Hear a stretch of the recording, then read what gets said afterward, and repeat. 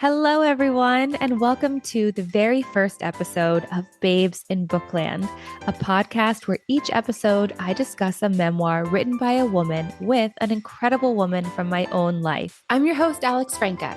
I am so grateful that you're here as we go on this journey of discoveries and self-discoveries together. I wanted to start off with this book because it's all about saying yes to things that scare you and pushing yourself out of your comfort zone. Today, I am talking about Sorry I'm Late, I Didn't Want to Come, One Introvert's Year of Saying Yes by Jessica Pan. And I'm going to discuss this book with, appropriately, my very first friend, Misty. So glad you're here.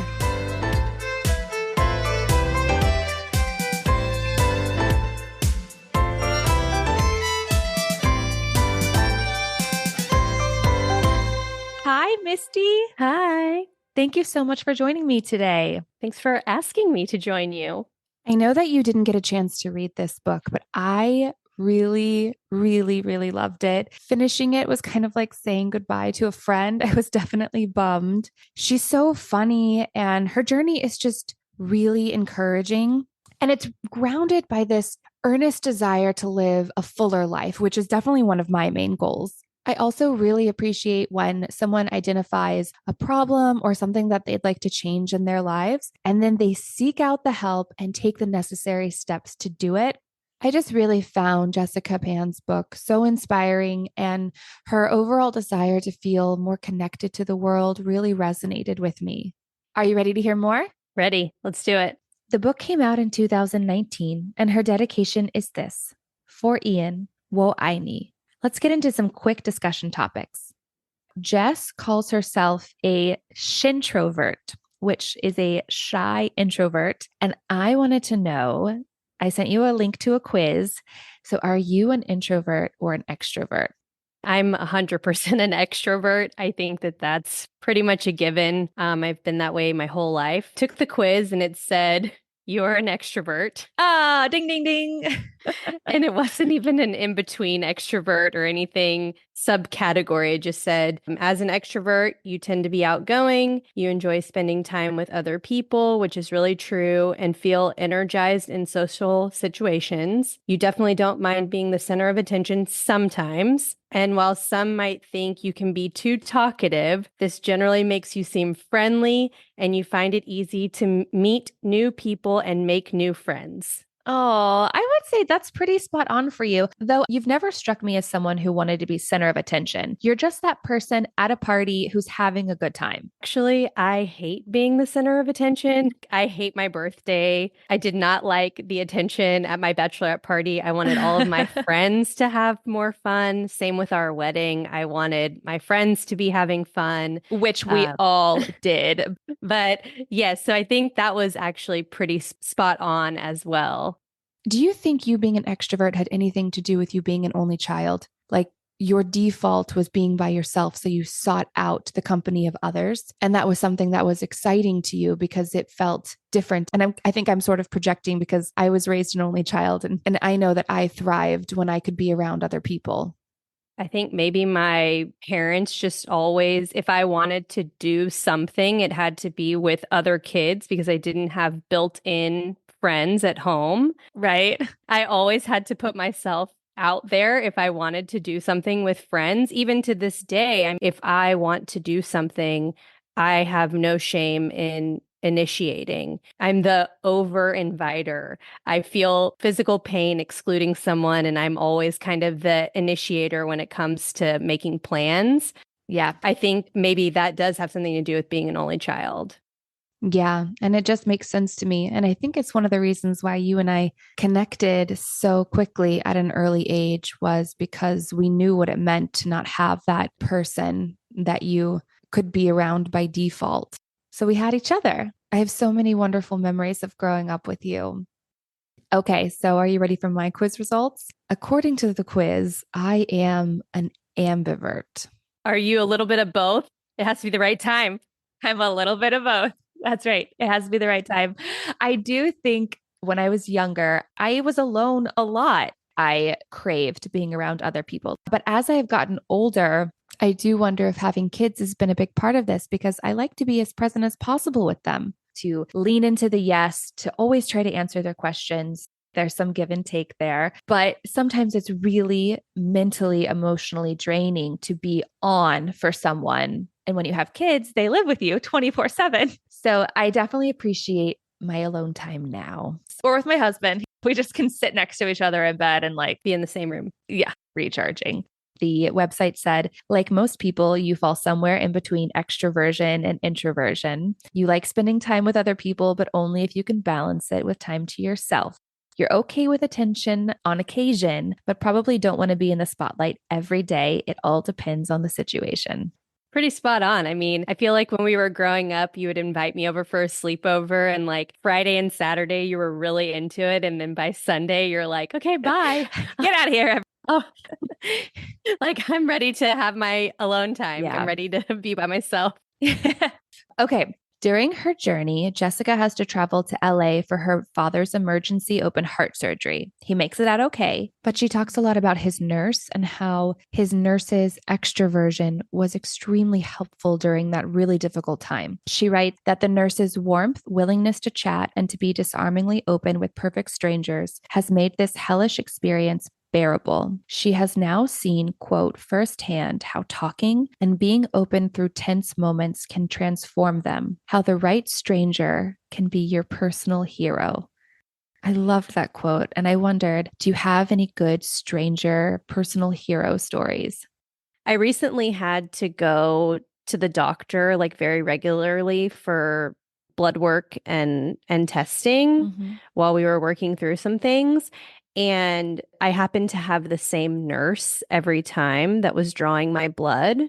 And she was always singing and remembered me. Oh. And it really touched me that she remembered me because I think in a time where going to the doctor can be like a conveyor belt situation where they just are moving people through, the fact that they remembered me and tried to comfort me made me feel better about the situation and what was going on. It made you feel important and like you weren't just a number. Yes. But you were a real person. Yes. And I was a person that they were going through this with. That's really lovely. My story involves nurses as well. When I was in labor with my daughter, it was a very long labor. Yeah, I ended up having a C-section, but I didn't realize the nurses are the ones that are really in there with you, holding your hand, encouraging you. And the head nurse in the labor and delivery department was in there with me because we were trying to make a vaginal birth work. It's what I wanted. My daughter was kind of profile. So at a certain point, she just wouldn't fit anymore. And I'm really lucky that it wasn't an emergency situation. I was able to really make the decision myself to have a C-section. I was just so exhausted at that point. And my OB was like, I don't think it's happening. If you continue to push, she could get stuck. And that would be really, really dangerous. I don't remember her name, but I remember her face. And I remember her looking at me and working with me and being so encouraging to try to help me have the type of birth that I wanted. And in the end, it was okay. My daughter was born healthy. I was okay. That's really the only result that I wanted at the end of the day. But I think nurses are such special people. And when you get one with an incredible bedside manner, most of the time, these people are in our lives when we're going through something difficult. Even a joyous thing like a birth is not a walk in the park by any means. Yeah. So to have that person there, they don't know you. They've never met you before, potentially in your situation. Right. At the very first time, she had never met you. And I love those small interactions where there's nothing expected after. It's just about that moment, being present, being connected with another human being on this planet. Mm-hmm. And it's really lovely. This whole section, really, this quote encourages me to be that positive stranger in other people's lives, no matter what it is, if it's helping somebody at a grocery store or letting somebody go in front of me on the freeway. Yep. Just be a positive force in other people's lives and not a negative one. Try to do the next right thing. That's kind of something that I have been telling myself is, if you just try to do the next right thing, then you can maybe be that person to someone. You never know. You never know what somebody's going through. Yeah, I mean, you never know. If you let someone in front of you in traffic, they could be having the worst day, and then you just let them over in traffic. And in Houston, that's a huge deal. In LA, it's a huge deal too. Oi, oi. So I really like that though. Just try to do the next right thing. That's really beautiful. Okay, so now we're going to dive a little bit deeper into some deeper discussion topics. So, this book is all about pushing yourself past your own limitations. Jess writes, I'd been using my introvert label as an excuse to hide from the world. Jessica realizes that she's lonely. Her best friends don't live in England. She wins this Midnight Oil Award at work for the person who sells their soul for the jobs, basically what her coworkers tell her. And in doing so, she actually feels like a failure. She writes, failure because I was so not interested in my job or what I was doing with my life. Failure to be the sort of person I admired. And she continues, some people are great at talking to strangers, building new relationships, and making friends at parties. I'm really good at other things like loitering palely in dark doorways, disappearing into couch corners, leaving early, feigning sleep on public transportation. I really wanted to include that because this book really is laugh out loud funny. She is an extremely witty writer. It was one of the reasons why I missed her so much when she was gone. So, so what do you think sparks change in people? I don't feel that you can spark change in other people. I think that in your own mind and in your own desire, you have to want to change and have something different. You may hit some sort of rock bottom or have an eye-opening experience, or a friend may point something out to you that's eye-opening, but the true change is not going to come unless you want it. Only you can take care of yourself and not create your own happiness, but take care of your own Yeah. well-being. I mean, you can't expect to be happy all the time, but you need to be self-aware and know yourself well enough to know when you need to calibrate, make a change. Just checking in with yourself and asking yourself, am I doing things that are setting myself up for a better life, for a happier life, for the type of life that I want to live? Or am I staying in this cycle of bad habits that isn't going to serve me much longer or isn't serving me right now? Yeah. Okay, so speaking of these awards that she has, do you guys do awards at your job? It reminds me of the Dundies from The Office. We do awards like that. Oh my God, what have you won? Sales rep of the year. Oh, that's just so normal. I mean, congratulations. I'm very proud of you. But come on, give me something like whitest sneakers or still engaged or something, you know? Funny, my company, they used to do awards like that, but people got offended. So they couldn't do. I mean, it's pretty offensive. Like Michael Scott. Well, the office is definitely offensive on purpose. So my company does MVP, up and comer. They do awards that have very positive light, and whoever is presenting the award will talk about the person a little bit, and there's some suspense to it, but it's not anything that would embarrass anyone and be truly fun. Ah, darn. Okay, so Jessica is starting to go on this journey. And I love this quote. She writes, I know that deep down, what scares you owns you. And I didn't want to be owned by my fear anymore. That's deep. Yeah, it is deep. And while it seems like such a simple motto for life, it's not easy. Jessica's fear seemed to be keeping her from being able to connect with other people, to make friends. It keeps her from living this extroverted life that she wants to try on for a little while to see what happens, see if she can be happier.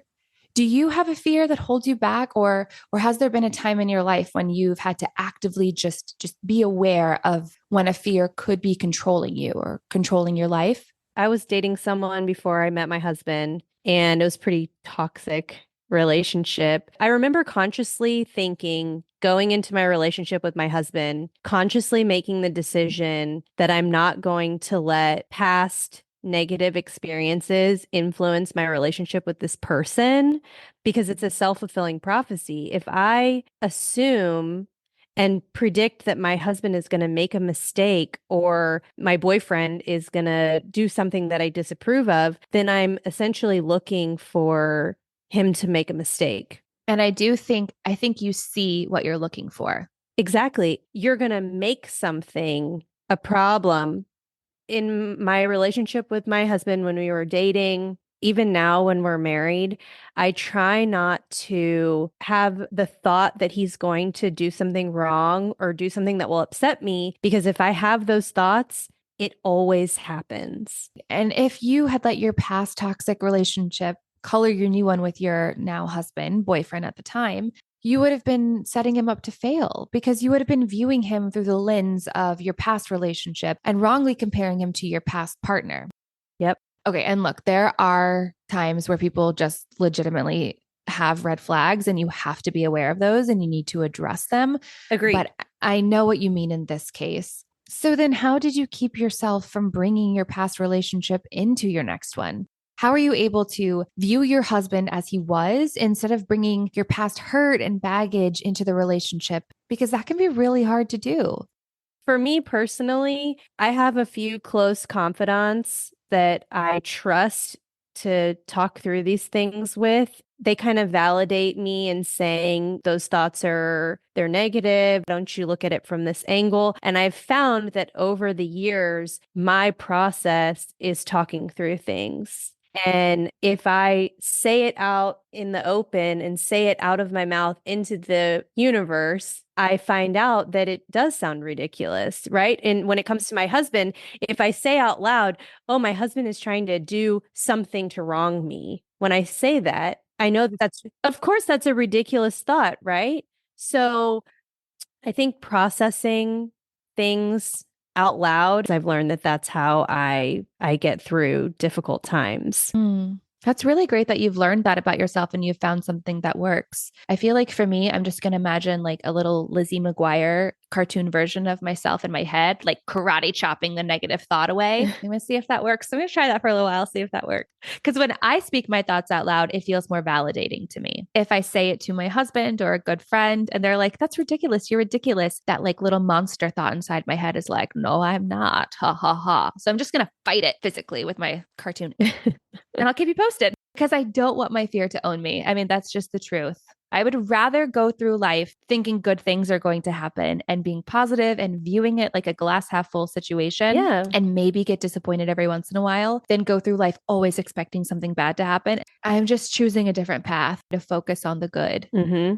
Okay, so let's get back to Jess. Her brother reaches out to her and just straight up asks her, are you happy? And I was wondering, when is the last time that somebody has asked you that, or you've asked yourself that? Am I happy? I guess a couple years ago, my husband asked me if I was truly happy in my job because I was taking a lot of my work home. And I think I kind of started to realize that maybe my previous job wasn't fulfilling anymore. And so, even though it was a really long process, I ended up starting the process of looking for another job. And I think that my husband asking it the way that he did opened my eyes to, because you get into the going through the motions every day, wake up, go to work, come home. You don't think to ask yourself things like that. So it helps when someone else points it out to you. And I think it can be scary because sometimes it does feel like we're just trying to survive. And then when you ask yourself, am I happy? But then when you have the answer to that, you have to say, well, why not? Right. And sometimes these things feel out of your control to change. And so for me personally, once I was able to let go of the things that I couldn't change and look inward and stay present and feel grateful for the things that I have, I was able to cultivate more happiness for myself. It was getting out of that the grass is always greener mentality and saying, look, this is the lawn that I'm on. And so how do I appreciate it and not get so caught up in what other people are doing? Mm-hmm. Also, change can be really scary. Yeah, can I do it? Am I going to make a change and fail? And I think that I just try to not worry if I'm going to fail because I probably will. I'm human. I'm going to fail at something. And same thing with my husband. He was in a situation with a job recently and he wanted to change industries and all of that. And I just told him, you may change jobs and not like it. And that's okay. You have to be okay with making a decision, own your decision, and say, hey, I made this decision and it wasn't the right decision, or I didn't like my choice, and then move on from it. What I really am realizing is that so much of life is a mindset. So much of it is how you choose, purposefully choose to see the world. As Jess said, she wanted to stop using her self-described introvert label to hide from the world. Jessica is just trying to become more extroverted. She's just trying to connect with more people, but it feels very applicable to so many parts of our lives. So let's get back to her. Jess tries improv and stand up comedy because they scare her so much. So, what's the scariest thing you've ever tried? Karaoke. Ooh, that's good. I didn't even do it by myself because that's too much direct attention, Mm-hmm. and I hated it. I did it in like a group of girls. We sang Spice Girls, and I was just like, this is my nightmare. I never want to do this again. But you survived, didn't you? I want to know what yours is, though. Mine is actually the podcast. This whole thing has been really scary. First off, it was really scary to reach out to my wonderful friends and ask them for their time and for their vulnerability and for their openness and for them to allow me to put that out there where people will be able to hear what we're talking about. And then I just want to do my best to celebrate and do right by the women whose memoirs that I'm reading. No memoir is perfect. A lot of the ones that I'm reading are pretty close, but when people sit down to write about their lives and the things that they've learned and their journeys and the things that they've been through, I just think that's a really beautiful, sacred process. And so the podcast is about celebrating that, and it's not about judgment. And I have been so delighted by the amount of women in my life who are showing up and supporting me. And you are the very first one to do that. So thank you. I really appreciate you. You're welcome.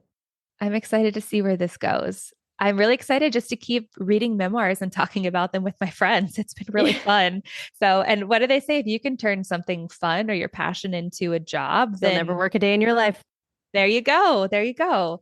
Okay. So she tries improv and she writes, psychologists say that improv classes can help alleviate social anxiety and stress. The exercises encourage you to think quickly on your feet, speak in front of others, and become less obsessed with perfectionism. There's even an improv for anxiety class at the famous Second City Comedy Club in Chicago, which, side note, I went to Second City and it was amazing. Most incredible improv show ever. Okay, back to Jessica.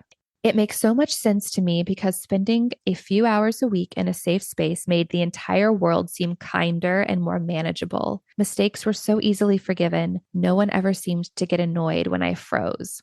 Have you ever done improv? I never done improv, but we have to do role playing at work, and I hate it. Oh, tell me more. I hate it because I'm like, this is not how I would behave in real life. These scenarios are not real. They're fake.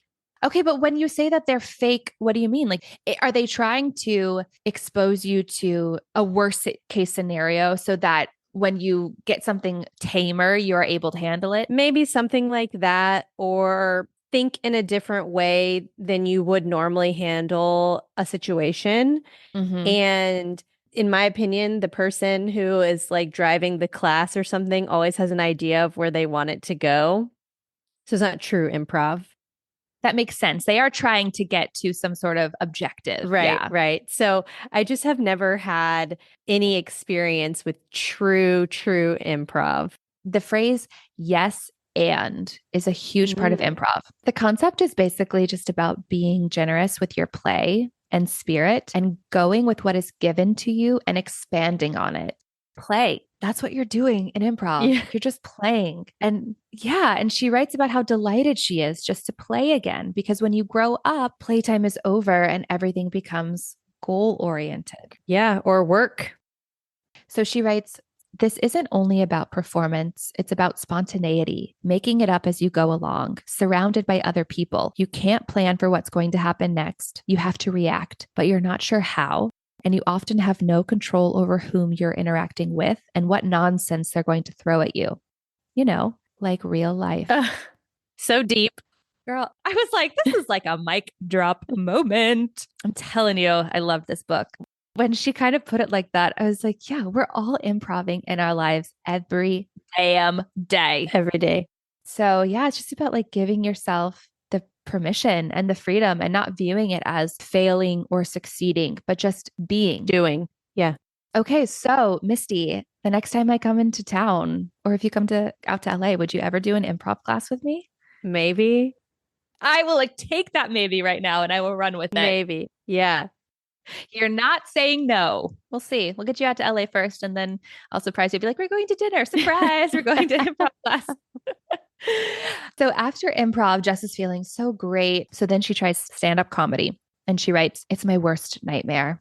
But because it was the biggest fear I could imagine pulling off, it also felt like the most important. It combines pretty much all of my Shintrovert fears into one gruesome event. And it feels like the ultimate chance to see whether I am or am not always going to be that person afraid and waiting in the shadows. Good for her, man. I really just applaud this idea of challenging yourself, breaking yourself out of the boundaries that you put on yourself, breaking out of your comfort zone, seeing what you're capable of. And just trying it. That's right. And you know what my husband says? When I was changing jobs, I said, what if I hate it? And you know what he said to me? What if you love it? And I was like, why did I not even think of that? Why is it we think you're going to try something and hate it versus try something and love it? So I always try to remind myself of that. I love that. It's another really simple way just to flip that thought in your head. Instead of going straight to the negative or to the bad place, flip it, go to the good place. Okay. Jessica writes that 75% of the public fear public speaking more than death. And sociobiologists trace this fear way back to our ancestors. Singling yourself out from a group is inviting them to attack you.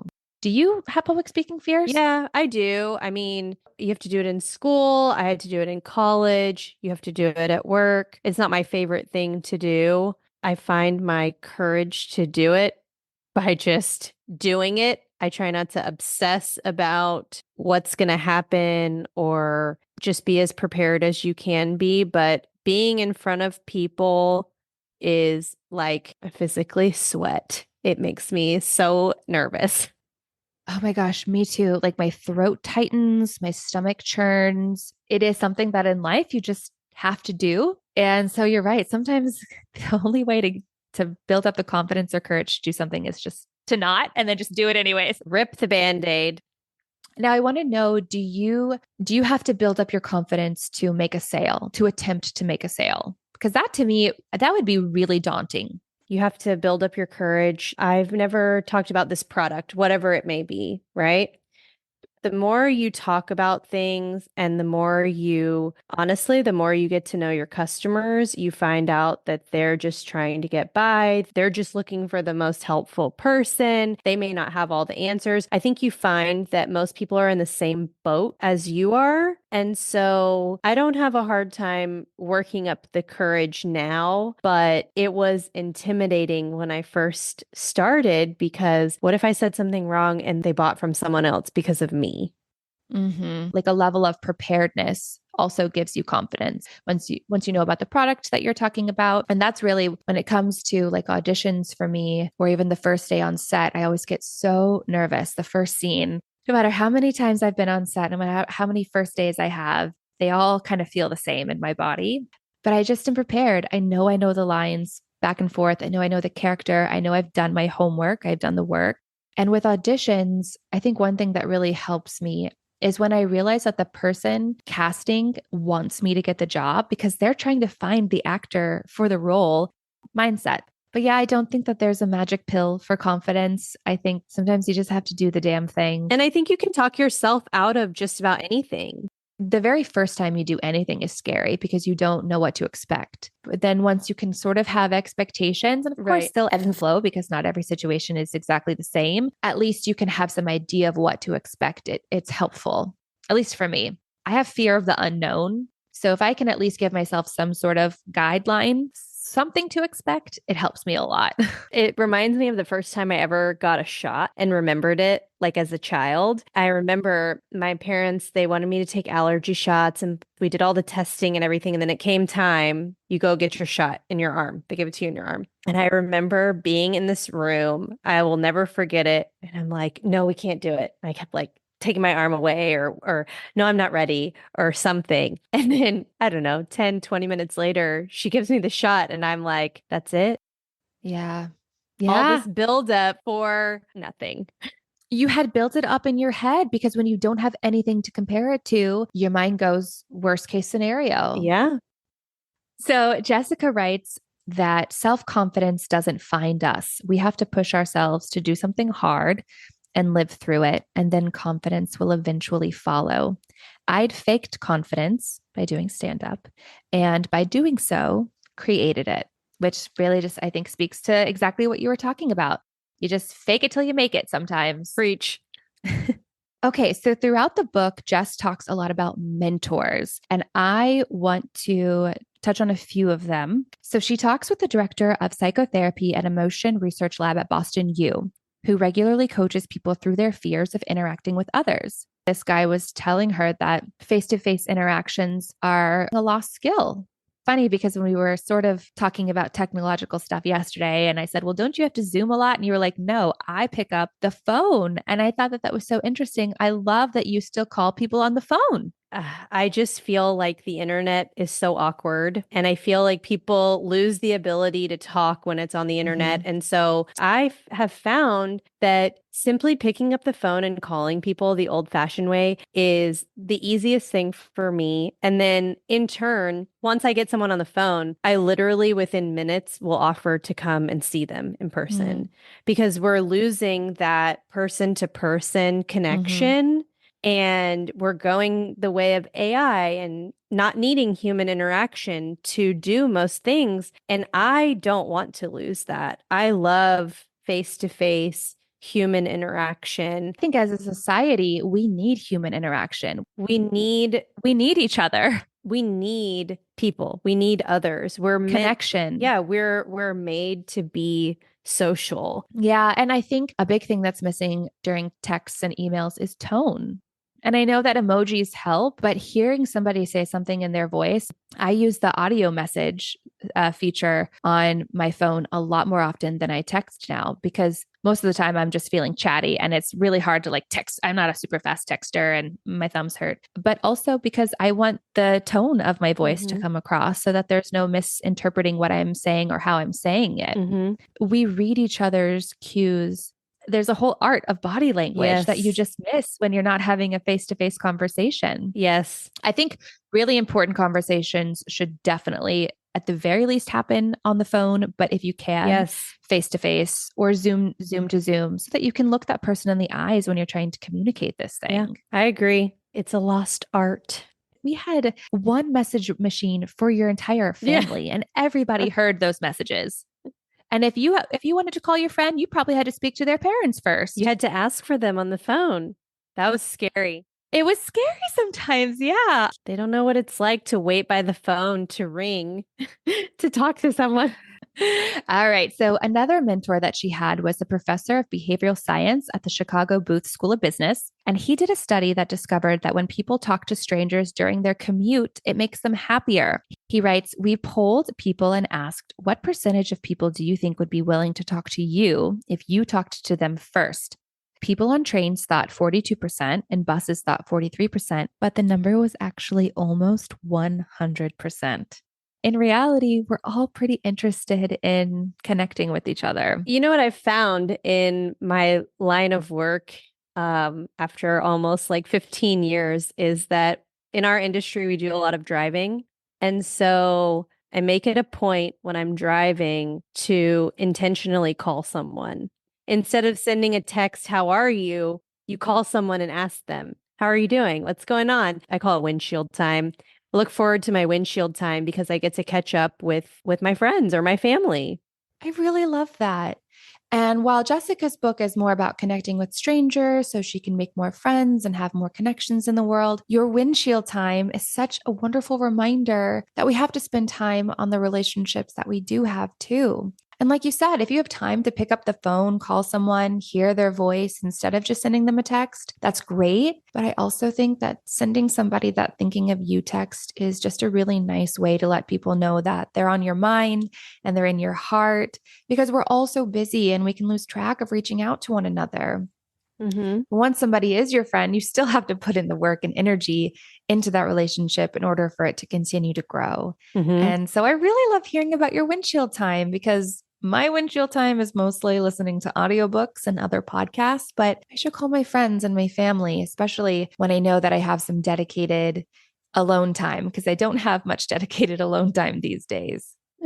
This same mentor tells Jess that the way to connect with people is to disclose info about yourself and ask deeper questions. Get past small talk and the weather. Jess relays a story where she engages in deep talk, as she calls it, with a stranger on a train. And at the end of the trip, he says, "What a nice surprise meeting you tonight. There was nothing romantic about it. It was just a genuine connection, just helped pass the time better." Mm-hmm. I really thought that that was cool. I love that he told her that. It was a really nice surprise meeting you. Another one of her teachers says that the fear of being intrusive is hugely exaggerated. What we should actually fear is being boring and dying having never connected to anyone. Jess writes, the older we get, the easier talking to strangers will become. With age, we grow more confident and less involved in what other people think of us. I think it's disarming too if you speak to someone and you share something that might be vulnerable or a little more personal. It makes them feel like, oh, okay, this person is sharing something a little bit deeper with Mhm. me. Maybe I can engage with them on a deeper level. I think that sometimes people are scared to get vulnerable because they think that, It'll be weaponized against them. or they just think it's embarrassing. If you share things, most of the time people are going to share something back and engage more. Yeah. It's about you opening that door Hmm. and not asking somebody else to open it, Right. putting yourself out there first. Which to bring it back to Jessica is exactly what she has figured out and exactly what she's trying to do. By learning all these tools, talking with all these people, trying out all these things, she's taking responsibility for making these connections and she's taking control of creating new friendships. And she writes about the importance of friendship/slash non-romantic relationships. She writes, friends listen to you, laugh with you, give you advice, encourage you, inspire you, fill your life with joy. And we crave that feeling of this person gets me more than I get myself. At one point, she tries a friend dating app, which I thought was really interesting. Would you ever try a friend dating app? I mean, I guess I would try it. To me, there's like a burden when you meet somebody in an app. It's kind of like, I am looking to take our relationship to a deeper level in a way where if you just meet somebody organically, there's no expectations and it's up to both of you working in parallel to make that relationship deeper. But I could see how if somebody works Right. solo a lot, like Jess, she's a freelance journalist. So she doesn't have a work environment that she gets to go and meet friends. She's moved to a completely new city. So she doesn't have school friends or friends that she grew up with. She does have to actively seek out friendship. And because she's an introvert, she's not going to go up to some random girl at the gym and say hi. So I think that this really works for her. She does end up making a great friend from it eventually. But the woman that she does connect with, both of them are busy. And so there's a lot of like, hurry up and wait. We both really feel like we could be good friends, but the timing is a little off. Hmm. She also writes that it can be really awkward and disheartening because she writes, in romance, potential suitors can pretend you have no chemistry or that you weren't their type. But because we can have as many friends as we want, being rejected as a friend is brutal. The message is loud and clear. I genuinely do not like being around you. So, yeah, when you put yourself out there like that, when you're expecting a friendship, it's hard. And the thing about friendships is that they evolve and you have Hmm. those awesome moments where you discover things about each other that make you go, hey, we connect. Like, Right. that's really cool. But when you go to a coffee Yeah. shop and you're just kind of like, all right, what are your interests? I have friends who have completely different interests than me, but we connect on the things that are important, like our values and the way that we want to see the world. And that's hard to just dissect down in an interview ish setting. When I was growing up, my mom told me that not everybody was going to like me. So that, Your mom with the gems, man. Like just so that's so smart though, but because it's but true. it's true. People will not like you for like the most stupid reasons too. They don't have to. They don't have to be your friend. They don't have to invite you to their birthday party or whatever. But I think that you don't want to have to force someone to be interested in you, or you don't want to force someone to want to spend time with you. Yeah. She writes that studies say it takes 6 to 8 meetings before someone feels like a friend. Hmm. She also writes that other research says it's about 50 hours of time with someone before you consider them a casual friend, and 90 hours before they're like a friend when it becomes easy. Wow. Yeah. And it makes sense because you have that history to build on. It's, that moment where you have the inside joke or you can recall a memory and be like, oh my gosh, remember when that happened? Right. So Jessica goes on this journey, and in the end, she's still an introvert, but she's an introvert who can extrovert when she needs to or wants to. And that's a really important distinction. She writes, finding my voice and challenging myself to do intimidating things made me feel more confident. This is priceless in a world that can be scary, maddening, and unfair. When there are fewer things to be scared of and fewer things that can control us, this can only be a good thing. It was more than I could have ever hoped for when I started. I feel more in control of my life because I can extrovert. I can socialize in a room full of people I don't know. I can disrupt an entire theater row if I need to pee. I can befriend someone new. I'm beginning to think I'm slowly becoming less of a shy introvert and ever so slightly more of a gregarious introvert, a grintrovert. It sounds like a good book. It's a great book. Okay, there are a few more quotes that I want to read to you and get your thoughts. Okay. She writes, it's so hard to imagine people we deem successful as vulnerable. I think we forget that everybody deals with issues. And you have to remember, these are just people too. Yeah. I think vulnerability is beautiful. I think it's something to admire in someone. Wait, vulnerable doesn't mean weakness. Right. Vulnerability does not equate weakness. No. Vulnerability to me is just a willingness to be open and to look for connections with other people and to admit mistakes and take ownership. Right.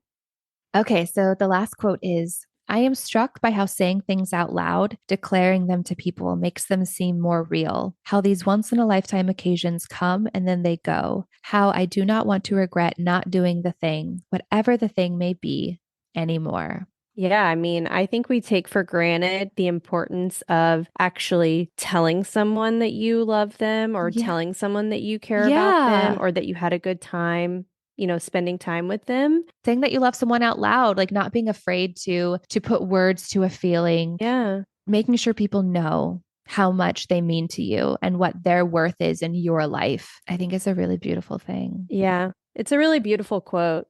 I'm going to take this opportunity to tell you how much I love you and how I feel so grateful for you. And thank you so much for talking about this book with me today. This book will always have a special place in my heart. And I want to leave you all with one last quote from Jessica. She writes, a big part of this year was the desire to be brave enough to do something that felt so contradicting to the kind of person I thought I was.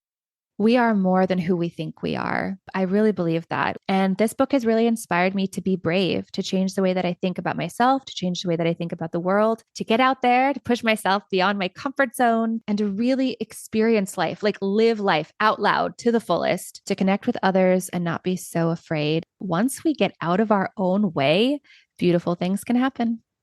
Yeah.